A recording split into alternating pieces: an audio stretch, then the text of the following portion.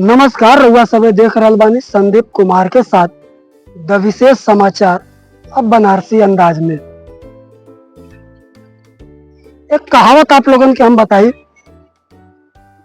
बड़ा पुराना है लेकिन ओकर नया वर्जन भी हम लेके आए। एक बिहारी 100 पर भारी, एक बिल्कुल नया वर्जन हम आप लोगन के लेके आए हैं।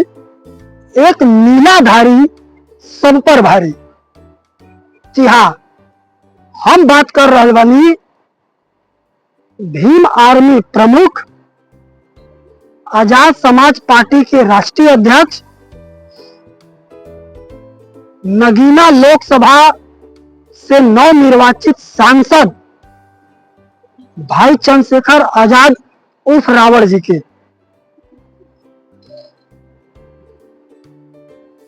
मानवर साहब एक बात कहत रहना, जे व्यक्ति संघर्ष कैले हुई, संघर्ष का मतलब जानत हुई, जे स्वाभिमानी हुई, वही समाज का दुख दर्द समझी।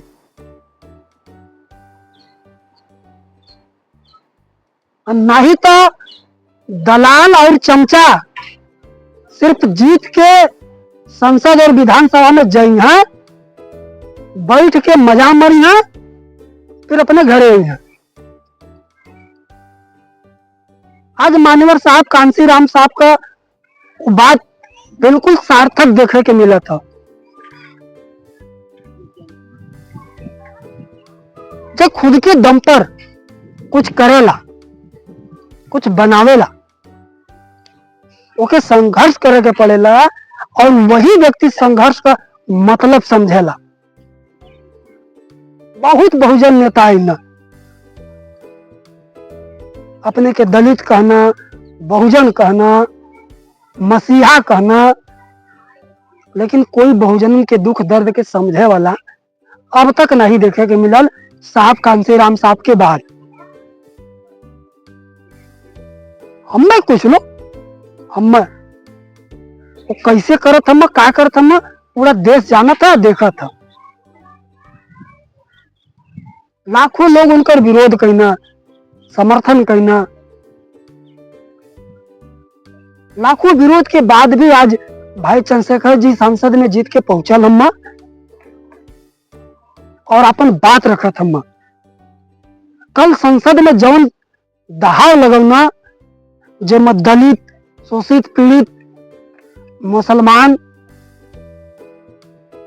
हाथरस कांड, ओकरे बाद राजस्थान का जो बच्चा मटकी छोले के कारण ओके मारल गल, उन तमाम मुद्दा के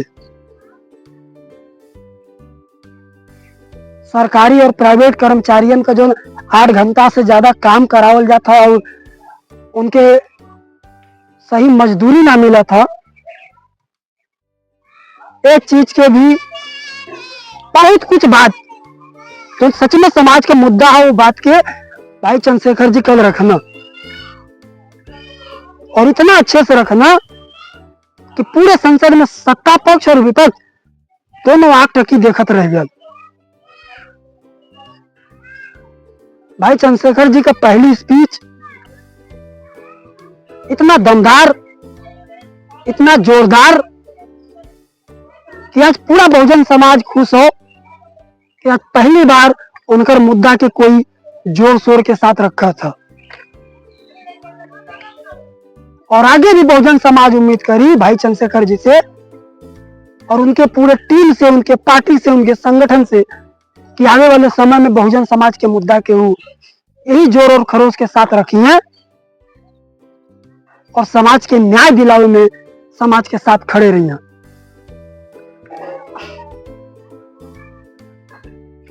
जब ने दहाड़ के साथ कल बात रखना, जब मैं चमार रेजिमेंट बहाल करे से लेके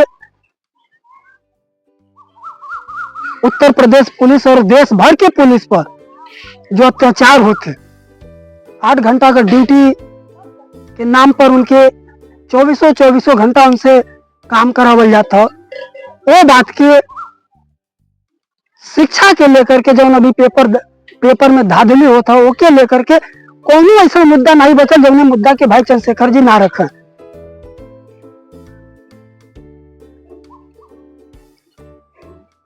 एक संदेश हुई लोगन के भी तो विशेष समाचार का यही कहे कि हम सत्ता में पहुंचे तब कोनो बात कर बारे, तो सत्ता में बहुत पहले भी पहुंचला, अब भी पहुंचत हुआ, लेकिन कोनो बात तो से ना होते, तो कोनो काम का लायक ना हुआ, तो घरे बैठा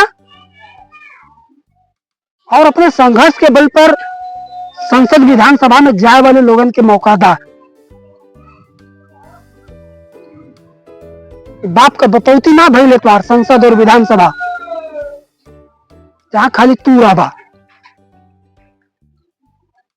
आज सिद्ध हो गई कि अगर नौजवान जमने दिशा में जाई, पूरा जमाना वही दिशा में चली। बाकी आप लोग वीडियो देखो भाई चंद्रशेखर जी का, तब आप लोगों के मालूम चली कि कौन ने जोश और खरोश के साथ बात के रखना है। कैमरामैन साहिल कुमार के साथ हम संदीप कुमार, द विशेष समाचार, अब बनारसी अंदाज में। आप लोग वीडियो के जरूर देखब, पूरा देखब, चैनल के लाइक शेयर सब्सक्राइब भी करब, फॉलो भी करब। फेसबुक, इंस्टाग्राम, ट्विटर, हर जगह चैनल मौजूद है। बहुत बहुत धन्यवाद। चंद्रशेखर जी। माननीय सभापति जी, जय भीम। महामहिम राष्ट्रपति जी के अभिभाषण पर धन्यवाद प्रस्ताव पर बोलने को आपने मुझे अवसर दिया, इसके लिए मैं आपका आभारी हूँ।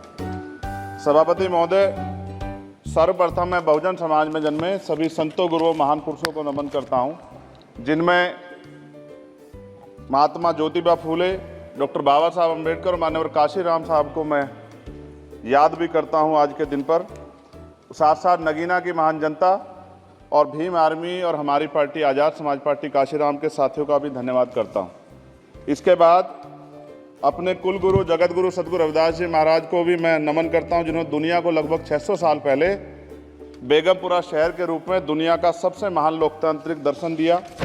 अध्यक्ष महोदय, माननीय सभापति जी, 14 अगस्त 1947 को ये देश अंग्रेजों के अधीन था। 15 अगस्त 1947 को हम लोग आज़ाद हुए। 16 अगस्त 1947 को देश आज़ादी में था, लेकिन धन धरती राजपाट में बंटवारा नहीं हुआ। जो साधन संसाधन थे उनमें बंटवारा सही रूप से ना होने के कारण एक बहुत बड़ी आबादी सुविधाओं से वंचित और सम्मान से वंचित रह गई। उनको सम्मान देने के लिए और अंतिम व्यक्ति तक सुविधाएं पहुंचे, इसके लिए लोकतंत्र की व्यवस्था हुई। लेकिन आज़ादी के 70 साल बाद भी हम कहाँ खड़े हैं, इस पर ये चिंता का विषय है। मैं मानता हूं कि सामाजिक न्याय तभी होगा माननीय सभापति जी, जब जातीय जनगणना पूरी होगी और जातीय जनगणना कराई जाएगी और साथ साथ संख्या के आधार पर आरक्षण जो है वंचित वर्गों का बढ़ाया जाएगा।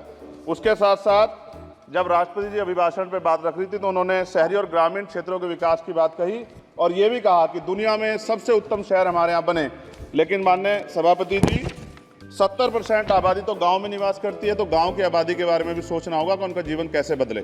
माननीय सभापति जी, उच्च शैक्षणिक संस्थानों में बहुजन समाज के जो छात्र हैं उनके साथ कास्ट एट्रोसिटी हो रही है, निरंतर उनकी हत्या हो रही है।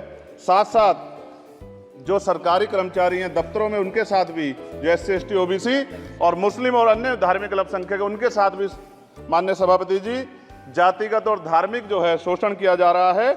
इसलिए मेरी मांग भी है कि पुरानी पेंशन को भी अध्यक्ष जी बहाल किया जाए। जो कर्मचारी देश की सेवा में लगे हैं उनका भी सम्मान होना चाहिए। साथ साथ सभापति जी, भाजपा ने चुनावी लाभ के लिए सबका साथ सबका विकास के नारे दिए जो खोखले हैं, क्योंकि 10 साल में दलित, पिछड़े, आदिवासी, मुस्लिम और अन्य धार्मिक अल्पसंख्यक जो अत्याचार हुए हैं वो किससे छिपे हुए नहीं हैं। ये गलत है, ये बंद होना चाहिए।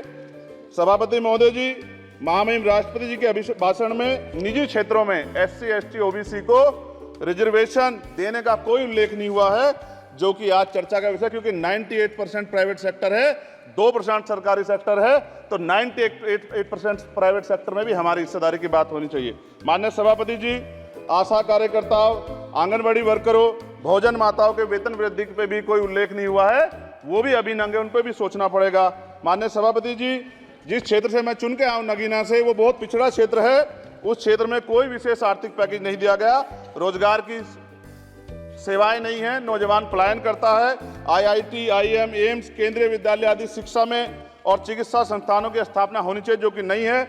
और माननीय सभापति जी, मानसून सत्र आ गया है, मेरा क्षेत्र बाढ़ से बहुत प्रभावित है, इसलिए मैं आपसे आग्रह करूंगा कि वहां के लोगों को बाढ़ से निजात दिलाई जाए। माननीय सभापति जी, चीन हमें आंख दिखा रहा है और लगातार हमारे देश की सीमाओं में घुसपैठ कर रहा है, इसलिए अग्निवीर योजना को हटाकर पुनः सेना भर्ती शुरू की जाए और साथ साथ भारत की सबसे प्राचीन व बहादुर रेजिमेंट में से एक चमार रेजिमेंट को पुनः बहाल करा जाए, ऐसा भी मेरा आपसे आग्रह है। माननीय सभापति जी, पिछले सारे प्रधानमंत्रियों ने मिलकर जितना कर्ज लिया है, उससे दुगना कर्ज हमारे वर्तमान के प्रधानमंत्री जी ने लिया है। किसान अगर अपना कर्ज माफ कराने के लिए जाता है तो लाठी झेलनी पड़ती है, जबकि सरकार ने धन्ना सेठों का 15 लाख करोड़ रुपए माफ किया है।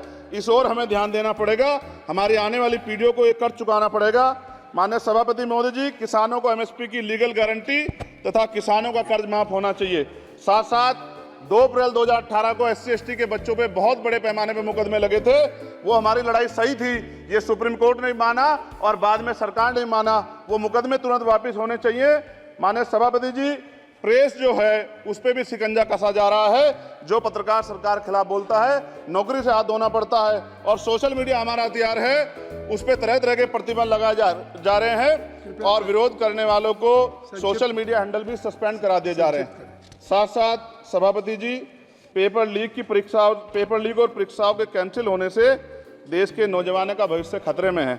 नीट, यूपी सिपाही भर्ती सभापति जी और 29,000 शिक्षक भर्ती में आरक्षण घोटाला हुआ है, कोई पूछने वाला नहीं, खून के आंसू रो रहे हैं बच्चे, बेरोजगारी का दंश युवा झेल रहे हैं। इसलिए मेरा आग्रह है कि युवाओं के लिए कृपया समाप्त करें चंद्रशेखर। माननीय सभापति जी, मैं पहली बार बोल रहा हूं, आप कहेंगे मैं बैठ जाऊंगा, मैं आपकी बात, मैं संवैधानिक मर्यादा का पालन करूंगा, मगर हम तो माननीय सभापति जी सुन ही रहे हैं। आप बोलिए, 1 मिनट। धन्यवाद। एक मिनट और बोलिए। अध्यक्ष सभापति जी, नारी सम्मान की बात करने वाली सरकार, हमने मणिपुर देखा सर, हमने पहलवान बेटियों का हर्ष देखा सर, और हमने सर हाथरस की बेटी का हर्ष देखा सर, और हाथरस के परिवार को जो वादा किया था सरकार ने वो भी पूरा नहीं किया। और महिलाओं में भी, स्पेशली दलित, पिछड़े और मुस्लिम वर्ग की, आदिवासी वर्ग की महिलाओं के साथ आज भी NCRB का डाटा कहता है सर, जो जुल्म हो रहा है वो सहनीय नहीं है सर। साथ साथ कोविड में तैरती, हमने कोविड में बहुत सुना सर, कोविड में तैरती लाशें भी गंगा में हमने देखी है सर, और मजदूरों का हाल भी हमने देखा है। सभापति जी, मैं सब समाप्त कर रहा हूं। नोटबंदी पे छोटे मजले उद्योग की जो कमर टूटी वो भी हमने देखी है। सभापति जी, शैक्षणिक संस्थानों, विश्वविद्यालयों में, चिकित्सा संस्थानों में OBC ST के योग्य अभ्यर्थी को NFS करके जिस तरह निकाला जा रहा है, लेटरल एंट्री करके जिस तरह हमारे रास्ते बंद किए जा रहे, ये भी हम देख रहे हैं सभापति जी। साथ साथ मेरा ये कहना है सर, ये सबका इशू है कि प्राइवेट कर्मचारी सर और सरकारी भी कई जगह पे 8 से ज्यादा घंटों से काम करते हैं, और उनको जब सर उचित वेतन भी नहीं मिलता, तो न्यूनतम वेतन 20,000 रुपए तय हो और 24 घंटे की ड्यूटी। उदाहरण के तौर पे यूपी पुलिस सर बहुत पूरा काम करते हैं वो लोग, वो राज्य के विषय हैं। आप सर मैं आपके राज्य सरकार के लिए भी आपके संज्ञान में डाल रहा हूँ विषय सर, पुलिस सब जगह है सर, लेकिन सवाल ये है सर, बहुत पसीना बातें हैं, 8 घंटे की ड्यूटी और वेतन विसंगति, बॉर्डर स्कीम से उनको जो है बाहर किया जाए। माननीय सभापति जी, 1 मिनट चाहिए सभापति जी।